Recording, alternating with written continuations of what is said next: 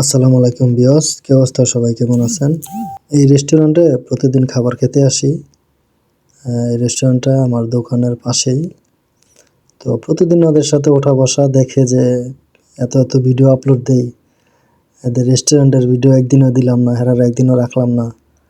তো মাঝে মাঝে মজা করে বলে যে কি অবস্থা বিয়স, আসেনি ভালোই, ভিডিও ভিউটিও হয়নি ভালো। একদিন আরে ভাই, ভিডিও তো ভিউ হয় না, মানুষের ভিডিওতে লাইক কমেন্ট করে না।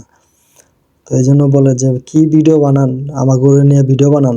এই যে নান রুটি বানাইতেছি, এগুলো ভিডিও করেন, এই ভিডিওটা করে আপলোড দেন, দেখবেন যে ভাইরাল হয়ে যাব। তো এই জন্য আজকে এটা ভিডিওটা একটু করলাম, শেষ পর্যন্ত ওয়াচিং করেন।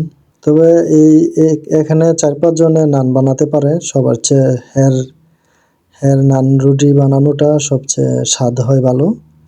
এই জন্য আমি যখনই এখানে খাইতে আসি তখন হেরে দিয়া রুটিটা বানাই। হের বাড়ি হচ্ছে কলকাতা। তো কলকাতার যে নরেন্দ্র মোদী যে সমস্ত কাজকাম করে, এগুলো নিয়ে মাঝে মাঝে হারে হলে চেতাইলে উনিও বলে যে আরে ভাই আর বললেন না, নরেন্দ্র মোদী দেশটারে ধ্বংস করে লাইতেছে। আসলে নরেন্দ্র মোদীর ইন্ডিয়ার অধিকাংশ লোকই ওরা পছন্দ করে না, জানি না কিভাবে ওই ক্ষমতায় আছে।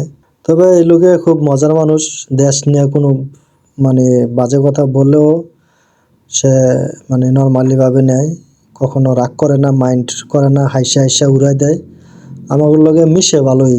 আমরা কোনো কিছু খাবার দাবার খাইতে গেলে অনেক সময় মানে একটু তরকারি লাগলে ডাক দিয়ে চাইলে তরকারি দেয়, খুবই ভালো আর কি, আপ্যায়ন করে, খারাপ না।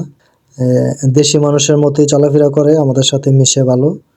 তো সবাই আর কি ভালো থাকবেন, সুস্থ থাকবেন, এই পর্যন্তই।